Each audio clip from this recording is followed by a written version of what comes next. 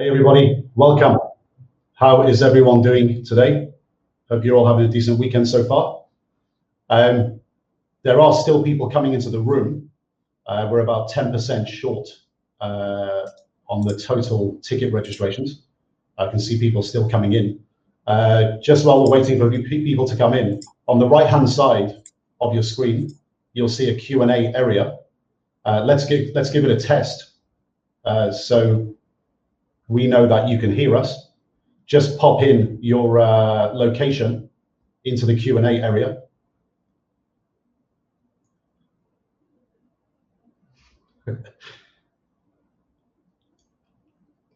Okay, we're definitely looking good. Got the whole world on here, superb. Okay, so I'm going to share my screen, and while we're waiting for people to come into the room, I'm just going to cover a few things before we get into the meat of today's presentation. So just a bit of housekeeping. If you're having any types of connection issues, just refresh the page on your side, please, before you start spamming the Q&A. In the vast majority of cases, it's usually a problem on your side. So refresh your page first. If you're still having problems, change your browser. Chrome is the best browser to use. In terms of copyright and IP, everything you see today is owned by ITPM. Any trolls and spammers that we get in the Q&A area are going to be slotted by Alan, who's the administrator today. So you'll be booted out of the webinar and probably banned from ITPM.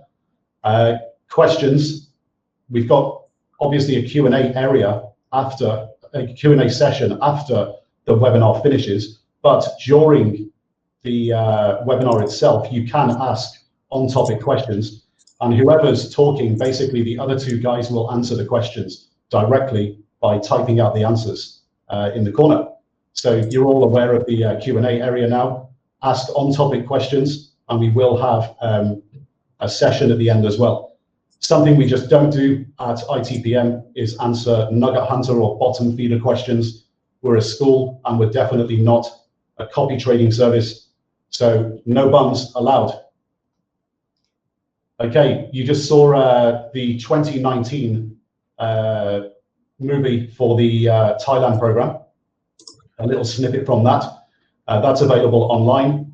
Our next Thailand Program in 2022 is going to be held for 10 days, April 21st to 30th. If you're interested in that, send us a message through the website. You can apply directly through the website. Just bear in mind that places with myself and Raj will go pretty fast.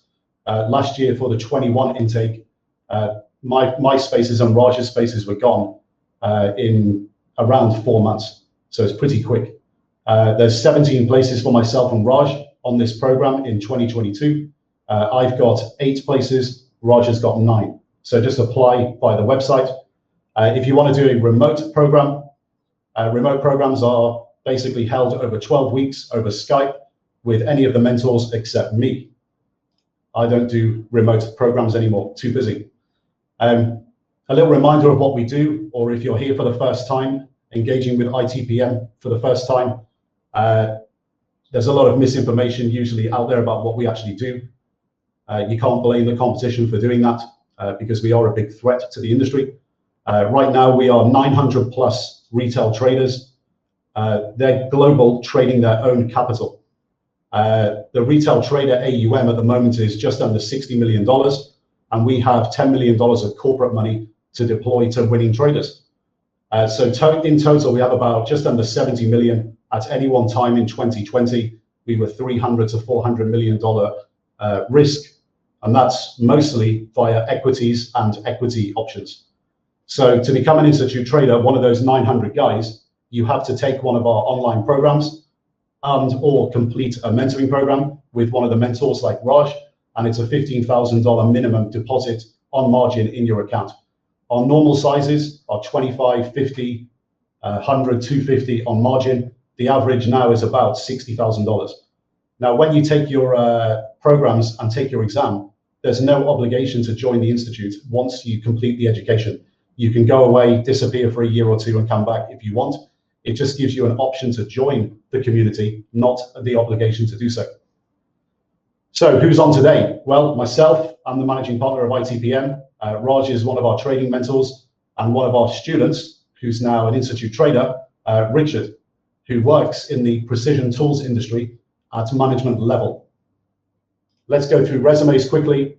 Myself, I was on the Pan-European Equities trading team at Goldman Sachs, Lehman Brothers, and JP Morgan. That was 2000 to 2007, based in London. And then I left the industry in May 07 to travel the world. Good timing, financial crisis hit soon after. Went back into the market after doing a TV show, and then set up the institute in 2000, at the end of 2010, beginning of 11. And then when it exploded, that's when I moved out to Singapore. Richard will be chiming in a bit later with his resume. So when he does his part of the presentation, he'll go through his full CV resume, and Raj will do the same when we get to his part as well. Right, so we're getting right to the limit of our capacity here and the tickets. So what are we here to discuss? Well, we're here to discuss Richard, one of our former mentees on the Thailand program, and his returns, making 850% over a 10-month period.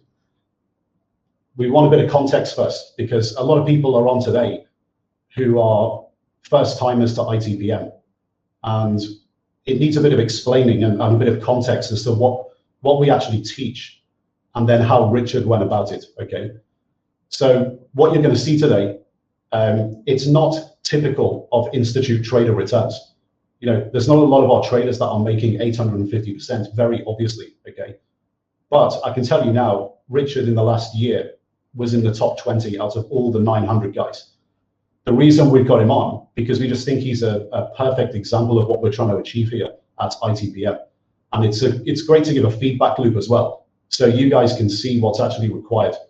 You know, there's a lot of misunderstanding about what professional traders actually do, and retail go about things very, very differently in the way professional traders do things. And what we try to do is apply our knowledge, the professional trader knowledge, in the retail trading infrastructure, so retail traders can basically emulate it and do it for themselves.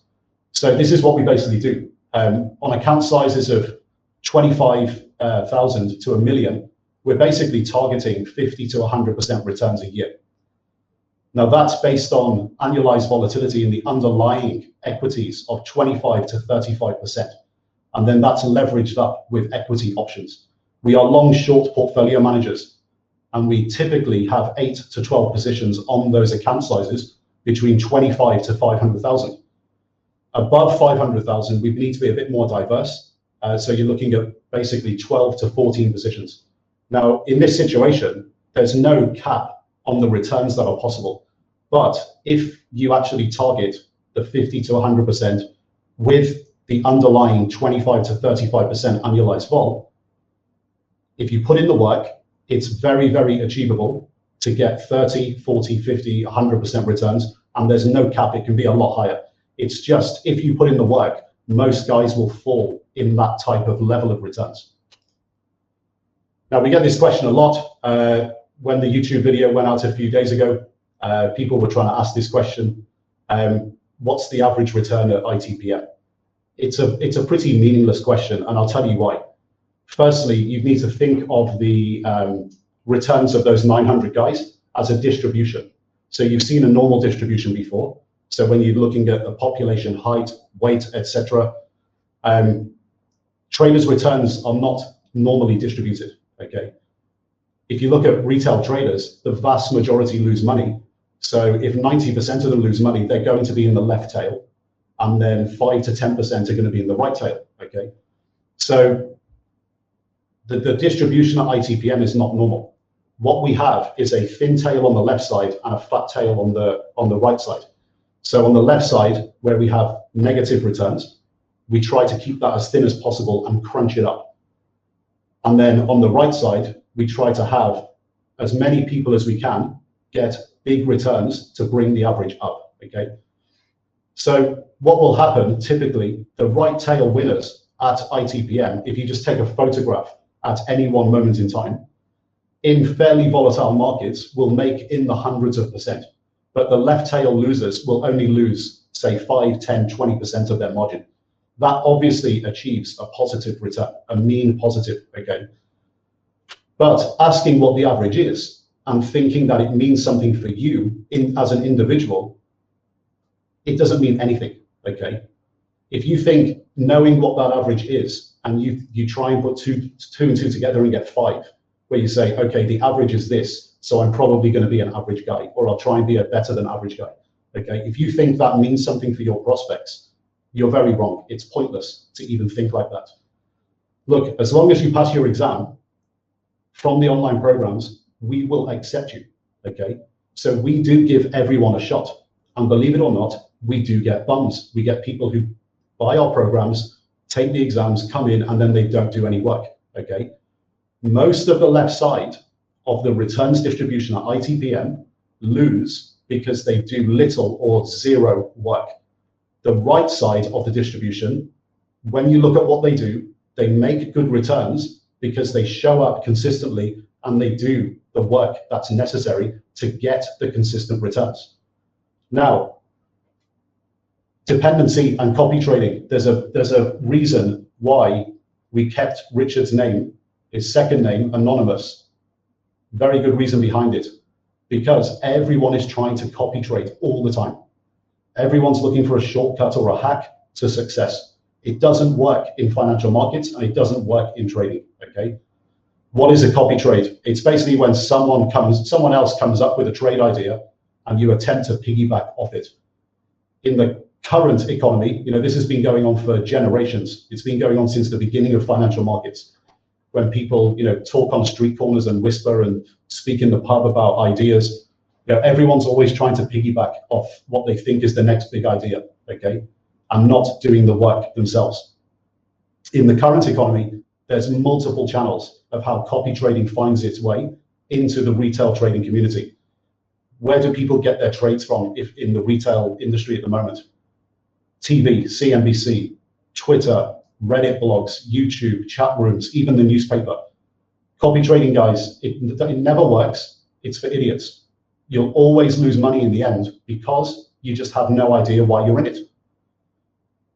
And just think about it, when you're in the actual trade itself, it really doesn't matter whether you're making or losing money. What you're actually doing all the time is exposing yourself to riding a money roller coaster. It's not a process that's repeatable, a repeatable process that enables you to get consistency in your approach and returns. It will never stand the test of time and over a large amount of trades.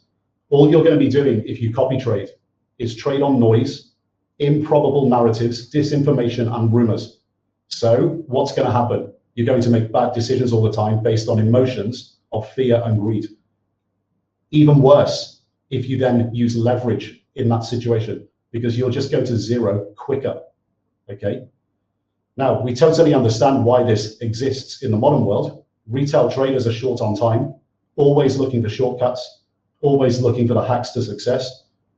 We understand why it exists. It's very obvious why, okay? You've got career commitments.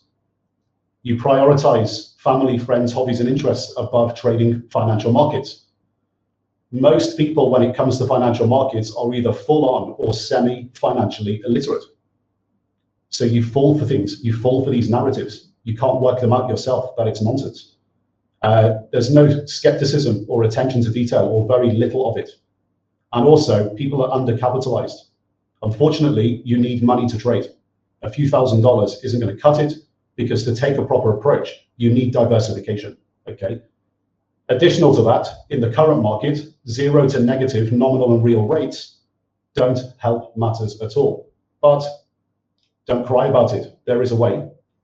The professional approach, firstly, time horizon and volatility. And this is the approach that Richard was taught. This is exactly what we do at ITPM. If you look on the top row, you'll see the measure of the number of days. So we see 1, 5, 20, 60, 120, 250. That's 1 day to 1 year, and then 3 years and 5 years. And people really confuse trading and investing, okay? There's a big, big difference. Where we sit is in the volatility sweet spot, which is the 20 to 60 day time horizon.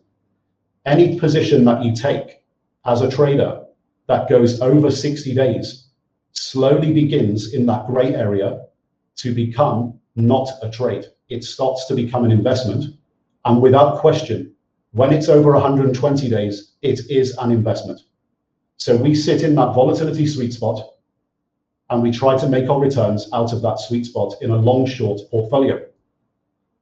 Now, it just so happens that that area, if you're actually learning in the financial markets and starting out, if you learn in that area, you learn the most. You learn the most efficiently because you're learning the best elements of trading and the best elements of investing. But where do retail traders always sit? They're always going between 1 to 5 days, so very short-term trading, or they're going all the way over to the other side and becoming investors. So retail investors, income and value investors. So, you know, it's hilarious whenever we speak to people directly who come through the website. A lot of guys, you ask them, for example, like what books they've read, and it will always be a combination of all the books that teach really short-term trading and all the books that teach minimum 5-year investing. There's nothing in between. And this is a major problem because professional traders, we are all based in this area here. We're based in the 20 to 60 day time horizon.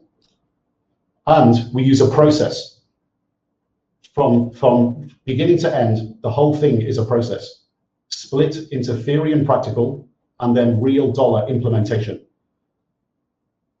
The theory and practical, this is what we're doing all the time. We're coming up with trade ideas, okay? Your trade ideas are your oxygen to your portfolio.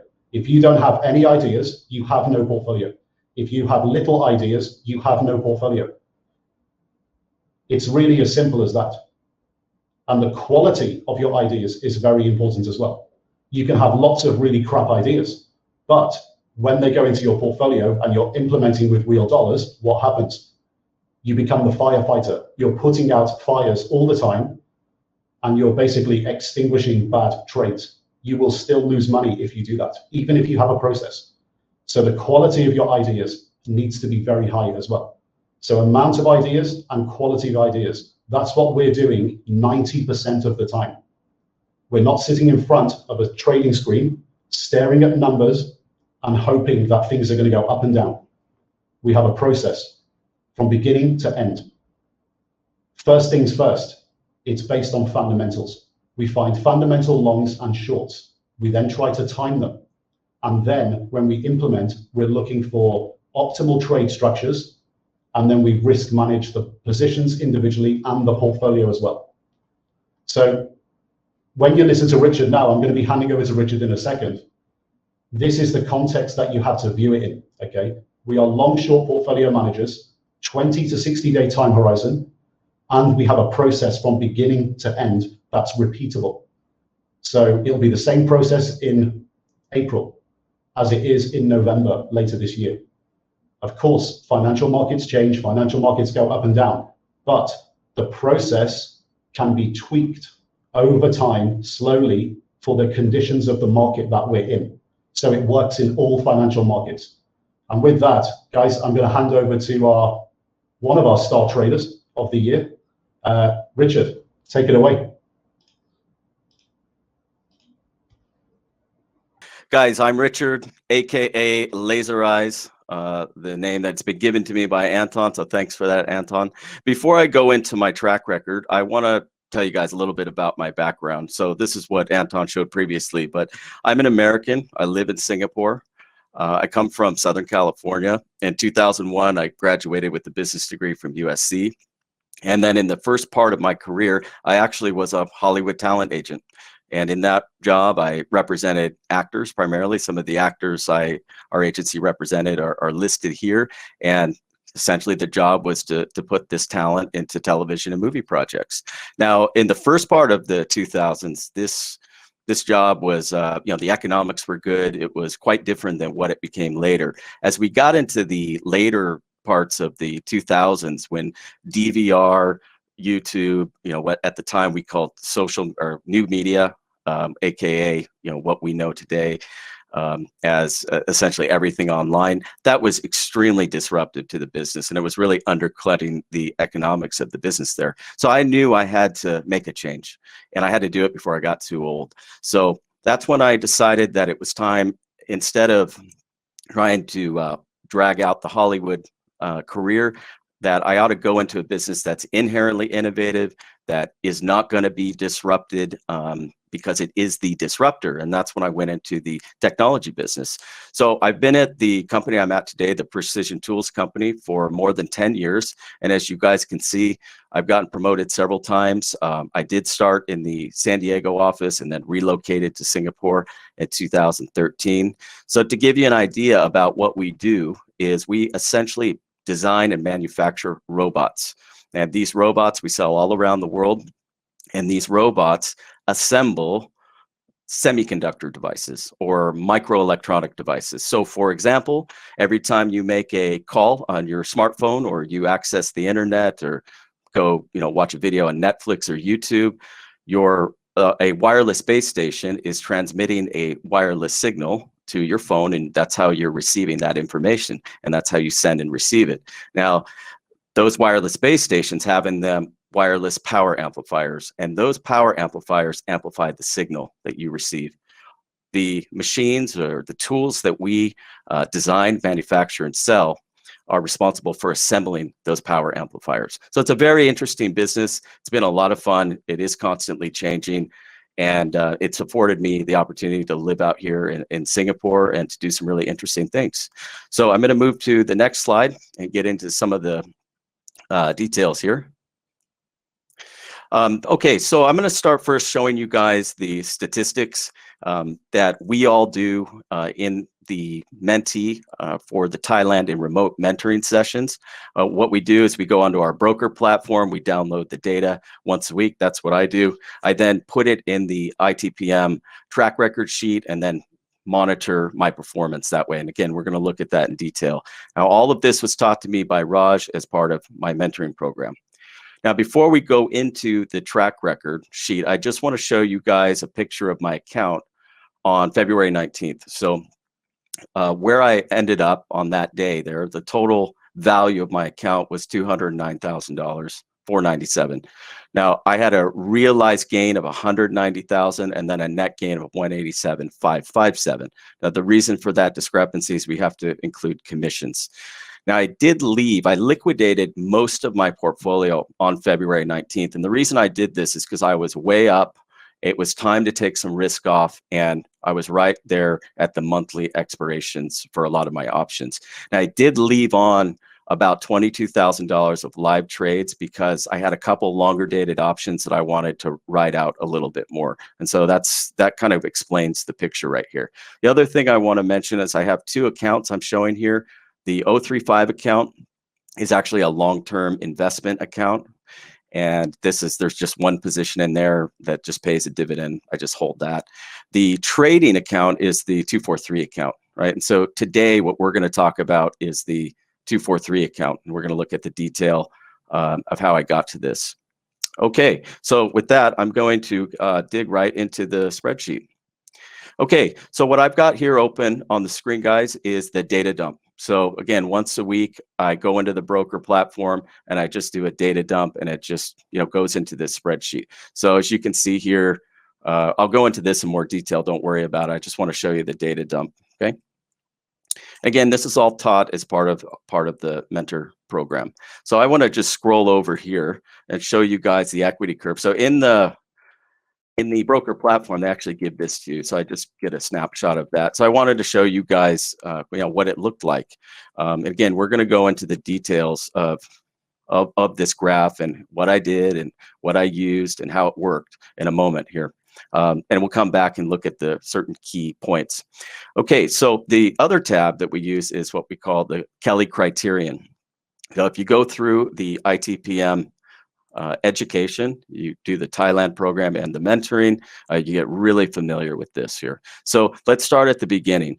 I started off with $20,000. My P&L as of February 19th was $190,000. So that's how we get our 851% gain. Now, the average days in trade, about 35 days. So as Anton just pointed out, we are traders. We are not investors. We're operating in that sweet spot, that volatility sweet spot. Also, I'm going to go into this in a little more detail. I just want to point out my win-loss, about 50-50. Honestly, it's not great. But what is great is that my R score is very high because my wins are so much larger than my losses. So let's take a look at a little bit more detail. I'm going to scroll down slowly, and I've also highlighted some of the positions that were really big winners for me, so I can point this out to you guys. Now, here, this gray point right here, I wanted to signify when I started the Thailand session. So this is the Thailand session where we were with all the mentors. I was with a bunch of other people, and it really just took the knowledge to another level. But that was here. So if you guys can look here at column O, that's my P&L, right? You can see not impressive. We do the Thailand session, and shortly after Thailand, what I did is I started the mentoring with Raj, right? So you can see here that things are not really changing very much on the P&L side. And we continue to go on, but coming here to trade 66, you'll notice there is a big win there, right? So this is in the middle of mentoring with Raj. This is, as you can see there, I put that on June 30th. Okay, so that was Livongo, LVGO. And I'm going to go into a little bit more about Livongo in a moment and why I chose Livongo. But that was my first big win. Now, when I went into the ITPM program, or sorry, the Thailand program, I was up $750, just $750. And again, I'll show you that in a moment. But it was, so to have one trade that was $11,920 was just enormous. It was unbelievable. Then to hit Livongo again and make 12,000, again, unbelievable, right? So trade 66 and 69. As we go down here a little further, again, I've highlighted for you guys some of the key ones. There is another almost $8,000 on Livongo, more Livongo. And then right here, so I've demarcated this point as well. So this is where my Raj mentoring ended, okay? So again, let's pay attention to the P&L.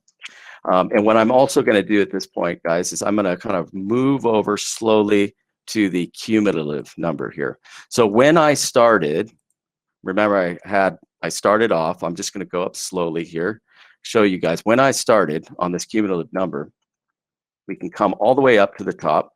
Again, not very impressive. I start Thailand, I'm at $710. That's it. I come down here, I do all those trades, I come down to here to where I hit those Livongos. You can see the cumulatives improving.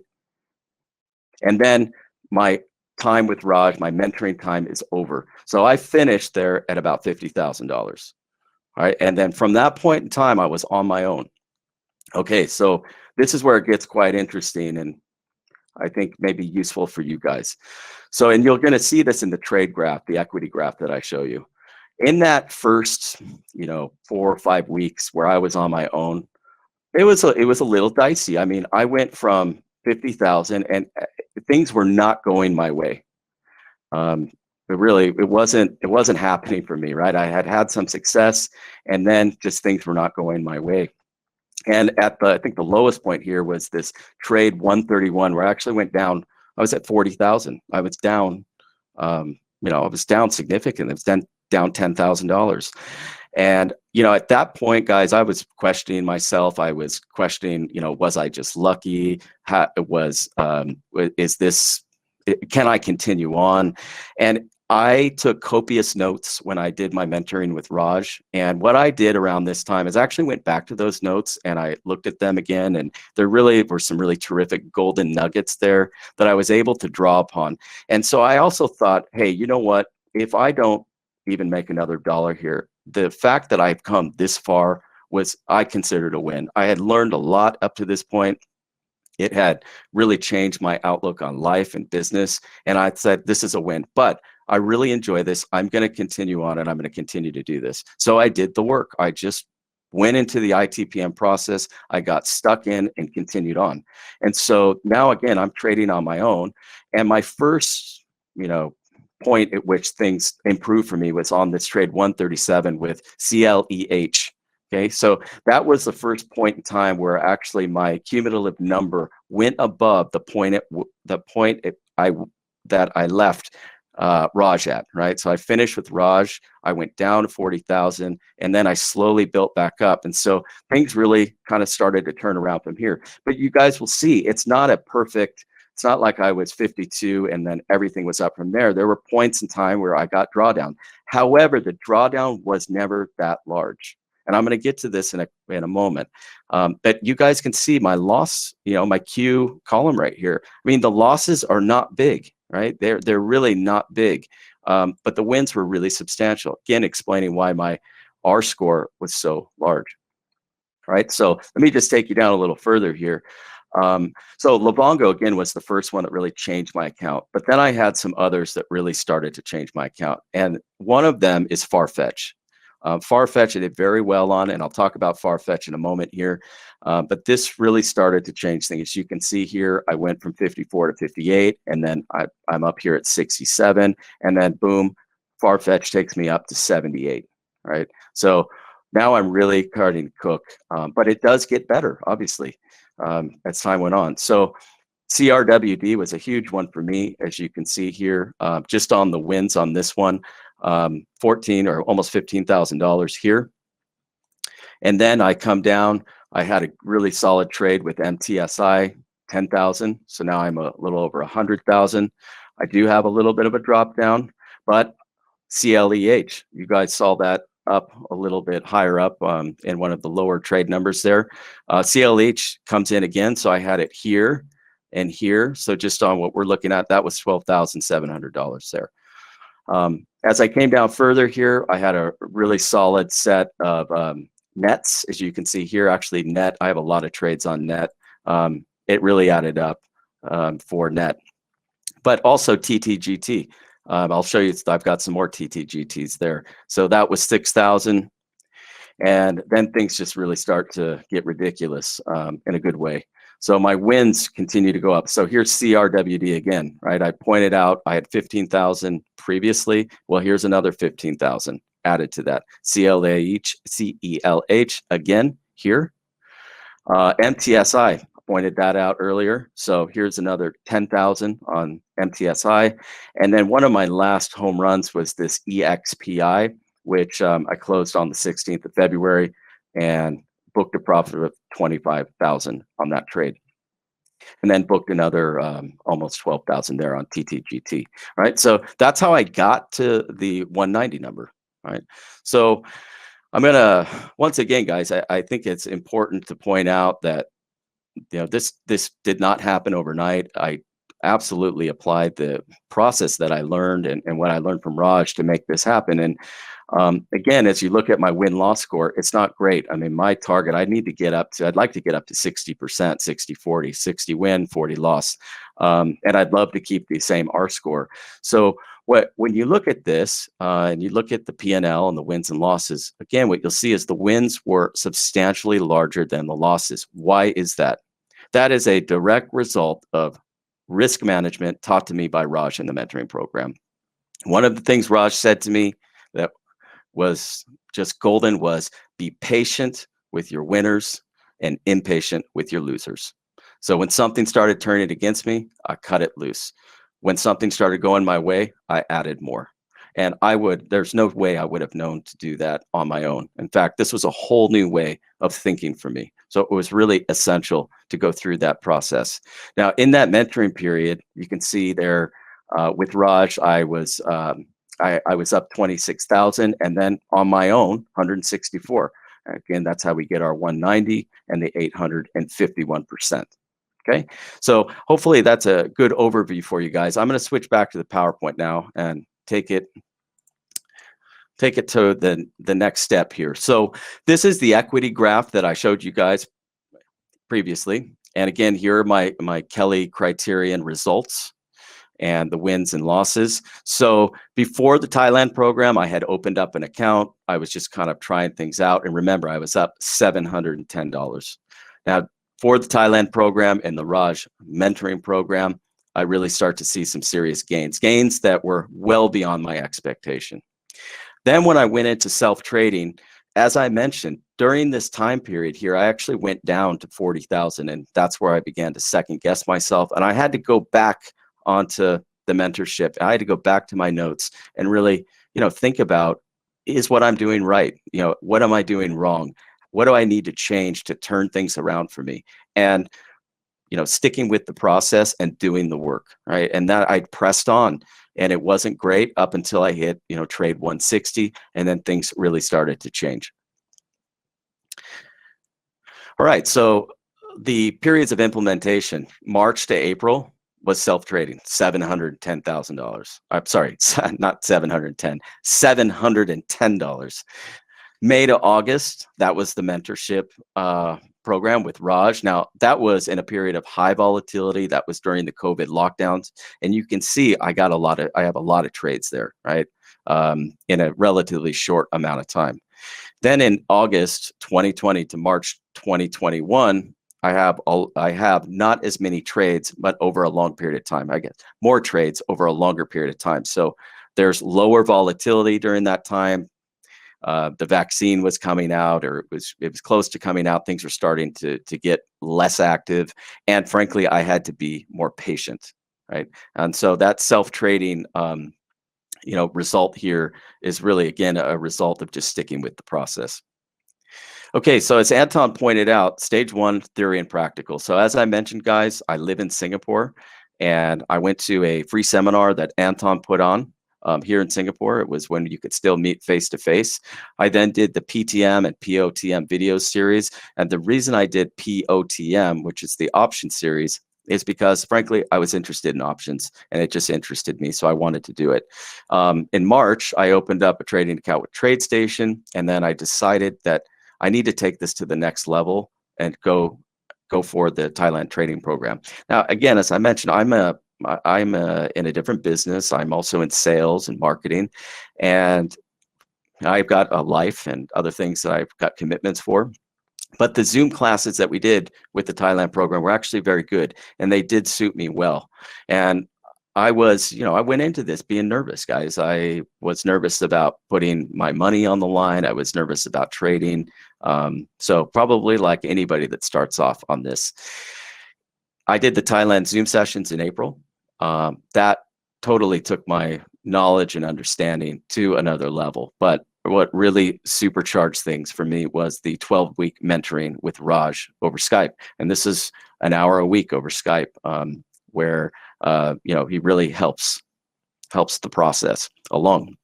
So what did I learn?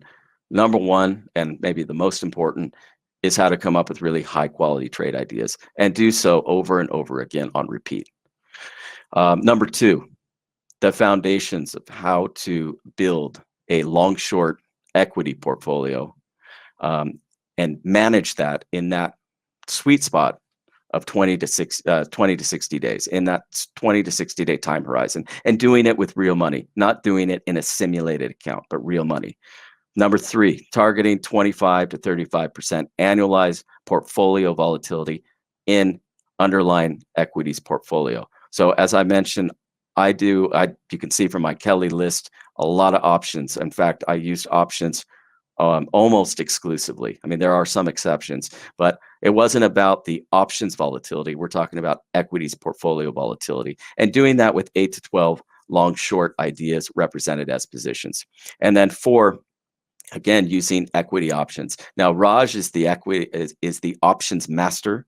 And so who better to go through than the master? And so he was really able to teach and coach me on how to build call and put structures to get leverage on the ideas that I had. Okay, so number two, stage two, was the real dollar implementation. So in May, I started the 12-week live trading program with Raj, live trading mentoring program with Raj, and finished that up in August, early August. And then I was on my own, and I had about 100 trades under my belt when I was set off into the wild on my own. Yeah, what did I learn? Again, number one, properly cleansing trade ideas. So I've never worked at an investment bank. I've never worked at a hedge fund. How do I know what is a good idea and what is not a good idea, right? This is where the mentoring just is golden. So being able to cleanse those and to bounce those off somebody and get a confirmation, or hey, you need to be heading in another direction, was just really valuable. And to do so amidst changing market forces. It's a very volatile time. And there are a lot of questions, especially for a new guy like me. Number two, how to choose optimal option trade structures from ideas. Again, Raj is the options master. What is the optimal trade structure using options to do this? Now, I kind of look back on this now, and I've taken it a bit for granted because I do it now all the time. But again, either you don't know how to do this unless you've done it forever, or somebody shows you how to do it. Again, that's where the value of the mentoring comes in. Number three, all the practical aspects of building a portfolio with these call and put option structures, and certainly avoiding all the mistakes. And again, you guys can see from my win-loss ratio and my R score, I, thank goodness, did not have a lot of mistakes, right? Because I was patient with my winners and impatient with my losers. Number four, execution of orders at optimal prices. This is always a tough one, and I have certainly struggled with it. But again, with mentorship and with Raj, it was, what's a good price? What's a bad price? Where does it not matter? And where does it matter? I mean, how do you even answer that question? Again, unless you're talking to somebody that knows what they're doing and kind of show you the way. And finally, staying in motion and trading the volatility. So Anton told us in the Thailand program, he would tell us back in his Goldman Sachs days, when there was a lot of volatility in the market, there'd always be one guy on the desk that would just stare at the screen, and there was tons of volatility and things were going crazy, and he just couldn't move, right? So it's really critical to stay in motion and trade the volatility.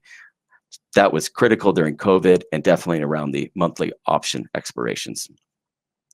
Okay, so let's look closer at my big winners. So I talked a lot about Livongo, LVGO.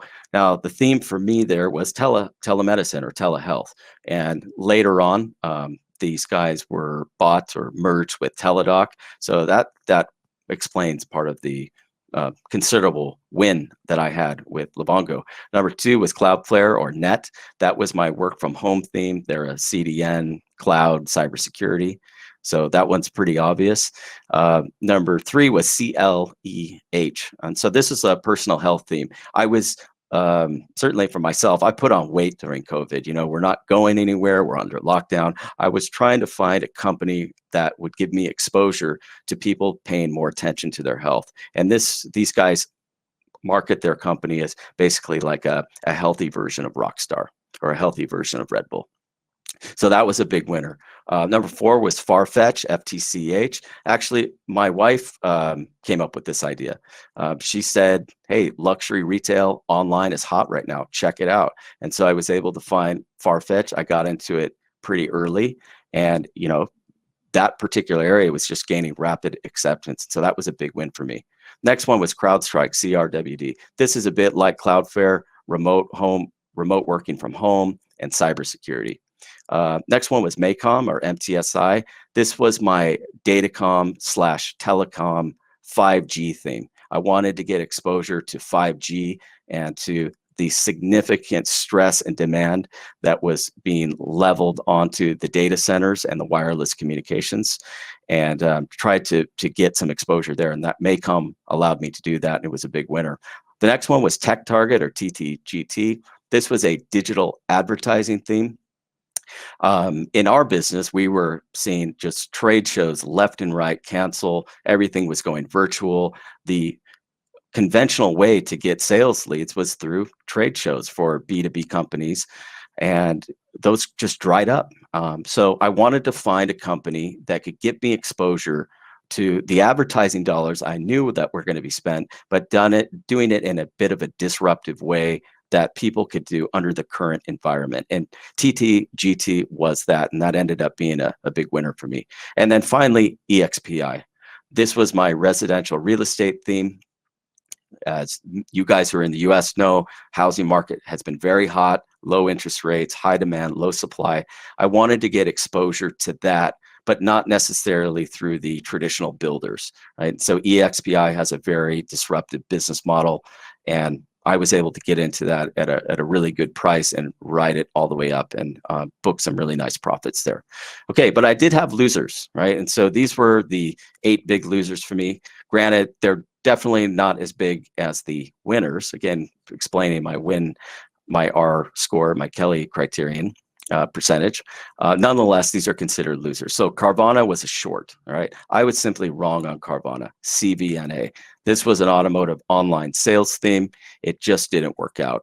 I thought this was going to dry up and go away. I was totally wrong about that. The next one was Door or Masonite. I think the theme on this one was probably right. I was just wrong on timing. The next one was AAXN or Axon. This was my police law enforcement theme.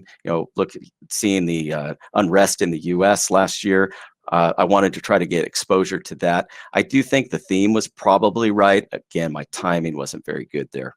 The next one was Omnicom. Now, Omnicom was a short, OMC. This was my hedge to TTGT. So I was trying to hedge that position using Omnicom, but Omnicom rallied, so my short went against me, and that was a loss. The next one was just the S&P 500. Okay, so I just shorted the ETF, SPY. That was a general market hedge. Now, I did that around the US election. I thought that I needed to put on a hedge to hedge the portfolio against what might be a drawn out contested election with high volatility. And simply, looking back on that, it just wasn't necessary, right? So lesson learned, but I do book it as a loss. IBM.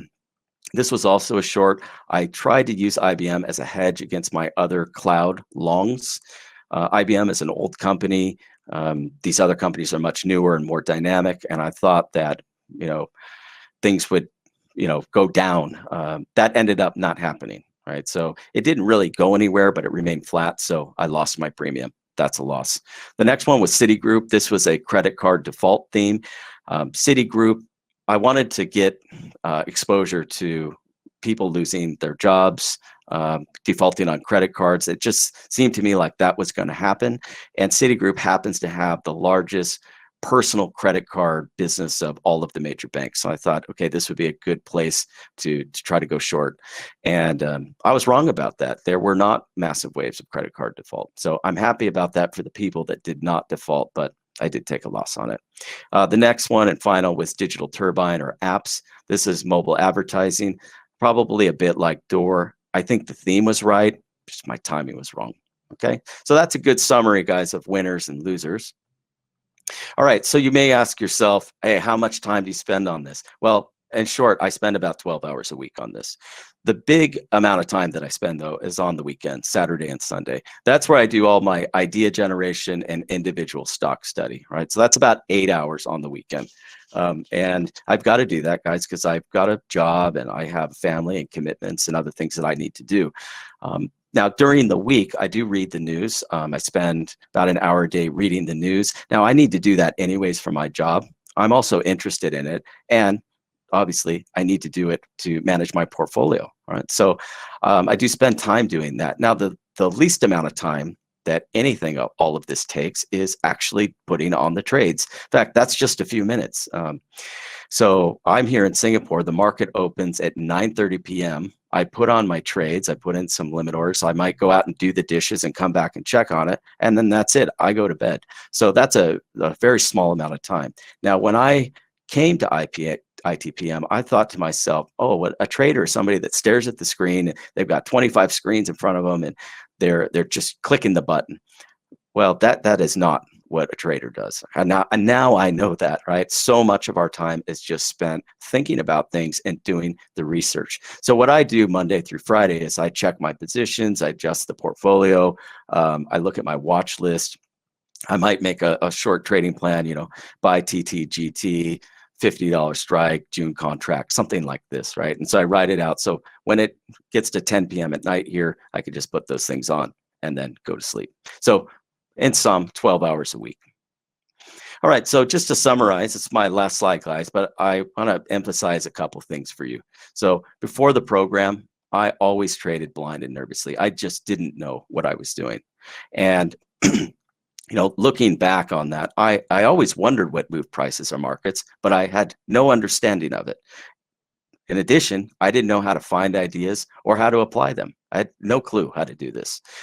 Now, as you guys can see from my track record, I have a process that's repeatable. So while there will be times where it goes down a bit and then up a bit and down a bit, the simple fact is if you put in the work and you apply this repeatable process, generating the ideas, managing that portfolio, managing your risk, properly structuring the trades, staying in motion, I think that your chances of success got to be quite high.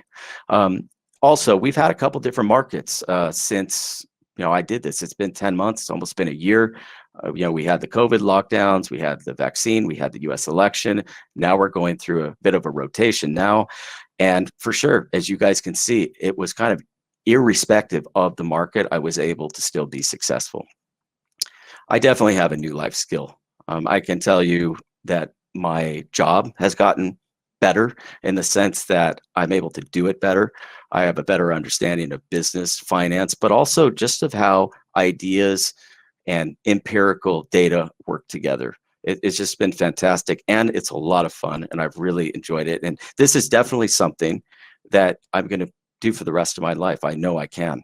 And it's helped me build wealth along the way, as you guys can see. But it's also improved my understanding of the world and how things work. I mean, I have a much better sense of the world today because of having gone through this program and applying this process. And like I said, I know now that I can do this the rest of my life, but I have to do the work. So that is my presentation, guys, and I hope that was helpful. I'm going to turn it back over to Anton. Okay, cheers, Richard. Raj is going to jump in now, but just before he does, there was a few people asking a relevant question, actually. So I'm going to share my screen just to clear it up. On one of the slides Richard showed, he showed this number here, that over the mentoring period with Raj, he was up 26, but here it shows 50. We basically chose the bottom end number, okay? So basically you see here, he took up a lot of trades on August the 4th, okay? So obviously booking overall a lot of profits. That was the last week of his program with Raj. So we were being conservative. We put in 26 at the top here, but really it's 50,000 because when he took off all those trades, it was realized P&L to 50,000, okay? So I just wanted to clear that up. Right, I'm going to go through the slides on Raj's behalf. So Raj can jump in now and go with your resume, Raj. All right, thank you. Thanks, Richard. Thanks, Anton. That young dashing guy in the black shirt was me.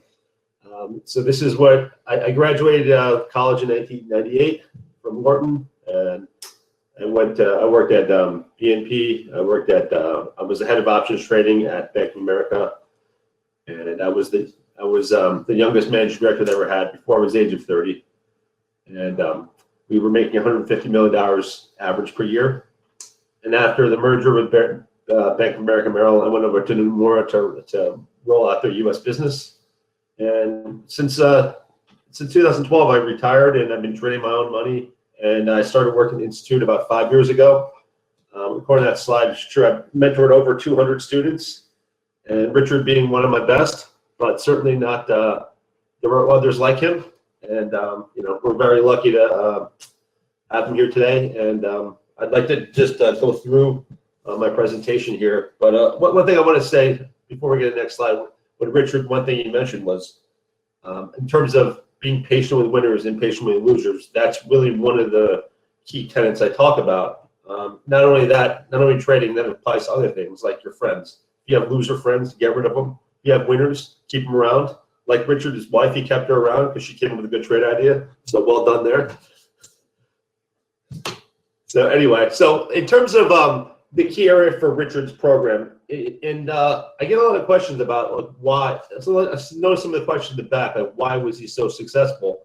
And what's actually interesting is the education approach wasn't any different than when we take in any other market. This is basically what we teach, and some of the main things that we start from the beginning is you come up with your macro view, you make sure that you have some divergence of thoughts and ideas, and make sure your portfolio reflects that view. Like, let me give you an example right here. The theme in the last month or so has been growth versus value. So if you were long 5 different growth names, they've all sold off for the most part. And that's not necessarily because of the stocks themselves. It's just because of that's what's happened in the market. So making sure you have a view, but make sure your trade is not the same trade in 5 different names. So if you were long 5 growth names and short 5 energy names, they're all, even though they're different, they're all actually kind of the same. So those are 2 things you make sure you have to understand. And then one thing I tried to teach Richard, if you noticed his trades, they had some common, like for example, he had some of his themes were long digitalization of the market, long some disruptors that were affected by COVID, like Livongo, EXPI. Those were 2 disruptors, and a couple of the names were just completely like Celsius Holdings. That was a beverage company. That name could have made money in any market. It wasn't just for COVID. So the point was, he didn't just have one idea in his trade ideas. It was multiple ones. And Farfetch also, again, it's a retailer that sells luxury goods. Again, that wasn't because of COVID. So some were COVID, some were not COVID. So, and in terms of his portfolio management, the main thing that he did was, if you notice, he uses fundamental analysis always, but he's utilizing equity options when the risk reward makes sense. In every trade we looked at, he came up with an idea, and then we looked at the option chain and made sure that the risk reward made sense. Sometimes they just don't. Sometimes you can't force a trade if it doesn't make sense in options. If the risk reward just doesn't make sense, it doesn't make sense. But if you look at his portfolio, it's no surprise that given his returns, that options were mostly used over stock trades. And usually we can find an option strategy that works. So, and that's one thing I definitely honed and make sure that he understood and learned how to do. And as you can see, the proof is in the pudding. In every trade, we did a cost-benefit analysis, and we often went through different structures.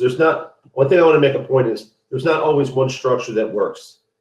There's multiple structures that may or may not work. So that can only be taught in mentoring, but we go through all of them and make sure that that it makes sense. As you can see from Richard, not only did we make money during the program, he in fact made more money after the program, because I grounded him and taught him how to do this. But the key is you can do it after the program as well. It's not just in the mentoring. In fact, a lot of times I find that students actually do better after the program, because maybe they feel like they have maybe like their trading goals are off. They almost feel like they need to check with me before they're doing a trade. But once I teach them how to do it, they're actually they can actually do it themselves. So they're maybe a little bit more skeptical, or a little maybe scared is the wrong word, but they're looking for validation from you before they put on the right structure. But eventually, by the end of your program, they absolutely know how to do it.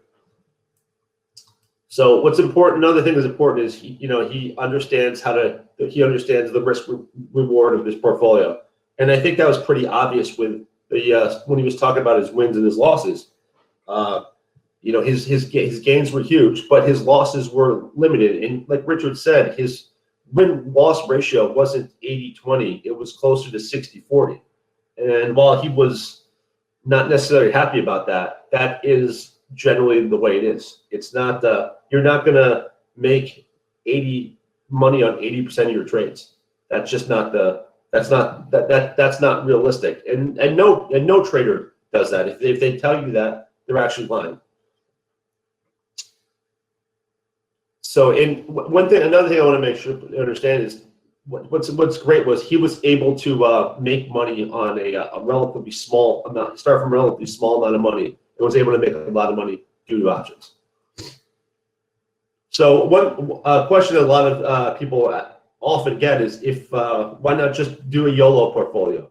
Some say if you have a good idea, you shouldn't make money on it, go all in. And that's literally opposite of what Richard did. Like I said, he had a macro view due to COVID on some investable themes like the digitalization of business, COVID causing disruption of business models. He also had winners that could have made money in any market. CELH, TTGT, Farfetch. Those were, it's funny, he talked about the tech-driven marketing company. Yes, that was helped by COVID, but that was also a theme that was developing before COVID. And granted, it might have been helped a little bit by that. But again, the most impressive thing about Richard's ideas were they were not all one type of trade. There were different types of themes. And some worked because of COVID, some didn't work because some were completely irrelevant to the time. So it's not always every market is different. Every 3-month mentoring program we have is a different period in time. So but the thing is, the things as we teach are transferable to any market. So one thing that I do like, he started in Thailand, and he's talked about how he didn't know. He gives himself a little bit not enough credit. He was actually I could tell he was a pretty bright guy at the start, but he just needed to hone his process, and that's what we do in the 12-week program.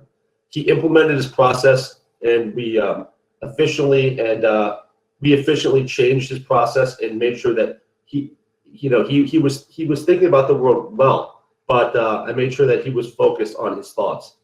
A lot of what we did was take his ideas. I would challenge him. I wanted to help him improve his ideas and come up with high conviction trades. But again, one thing that a lot of people ask is how did he come up with each idea? There is no step-by-step method to come up with winning trades. You have to. There's a quantitative analysis. There's a quantitative analysis, which is something that everyone has to do when you look at numbers in a company. How much in terms of like revenue growth, earnings growth. That's something that you have to go through with every company. But the other part is the qualitative, and that's actually the hardest part for most students to come up with, because it's thinking outside of the box. Most students want this spoon-fed to them. There's no step-by-step analysis of saying in every situation, this is how you come up with a winning trade. This is what to look for. Everyone's a little bit different, but everyone there's some commonality to all the ideas we have. So, and then once we came up with the ideas, we structured ideas to come up with the highest risk reward potential and highest P&L. Should he be right? Let's go to the next slide. Okay, so the question a lot of people ask is, was Richard's success due to COVID? Well, again, the answer is yes and no. The yes is there's no doubt that COVID caused more volatility and hence opportunity than in most years. That's without a doubt. Remember, when there's market disruption, there's more opportunity, but there's also more risk. So simply to say that there are big moves available doesn't mean that you're going to profit from them. In fact, it's absolutely the opposite. Because remember, in volatile markets, smart, well-trained professionals have opportunity. The dumb money, the traders with no conviction, the copy traders, they all get wiped out. So yes, COVID was an opportunity because of volatility. If you know what you're doing, it was opportunity. If you didn't know what you're doing, you were going to get wiped out. It literally separated the winners from the losers. And what Richard did, he took the framework I taught him and was able to apply it. And one thing was different though, because of COVID, there was a higher vol, there was risk on and risk off. So it was a challenging market, but it was probably he's actually fortunate he was able to learn during this market, because that like the market we saw in 2020 doesn't come along every year. So when volatility was so high, we were able to structure spreads. We took advantage of skew. There was even more dislocation option pricing, and that's something that's taught in mentoring. I don't want to go into that today, but I can tell you that And there was still some dislocation in option pricing even today, and my students now are able to take advantage of that in certain situations. But obviously, given the magnitude of certain moves, there was potential for greater returns in 2020. I mean, you remember literally the market dropped 30% from in the month of March.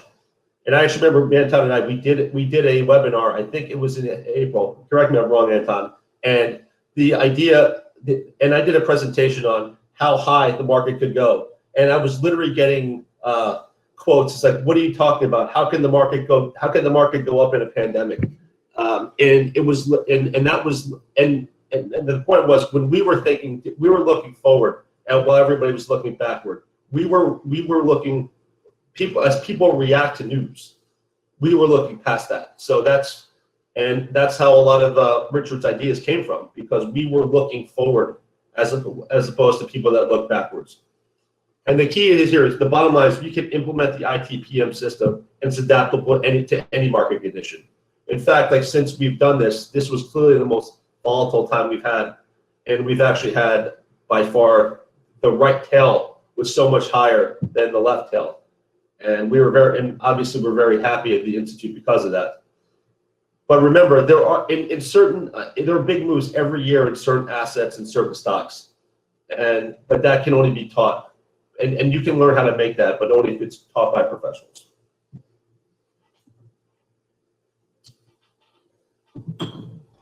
Thank you, everyone. Okay, guys, I'm going to wind this up. We will have a Q&A session in about 5 or 10 minutes. So get your questions ready, whack them in the Q&A area. Raj and Richard will probably scan the Q&A now. So get them in and we'll try to answer all of them. So let's summarize this. You heard from me, you've heard from Richard, you've heard from Raj. Why have we got Richard on? Well, he's basically, over this time period, a perfect example of what we're trying to achieve here, right? We're basically building a global community of highly competent, well-capitalized retail traders. And this is why we just hire the best mentors, okay? We hire the best professional traders we can get who have succeeded at the highest levels of investment banks, pre-Volcker rule, and hedge funds. Now, in the community, we've seen hundreds and hundreds and hundreds of guys over the years, okay? Time and time again, we see the same behavioral patterns and traits of retail that both succeed and fail. And bear in mind, it doesn't change if you're a professional trader. When we were on the pro side, we saw the same traits and behavioral patterns in pros that both succeeded and failed. Those requirements to win have never, ever changed, and they're not going to change in the future. How people lose, okay, will always be the same, and how people win will always be the same.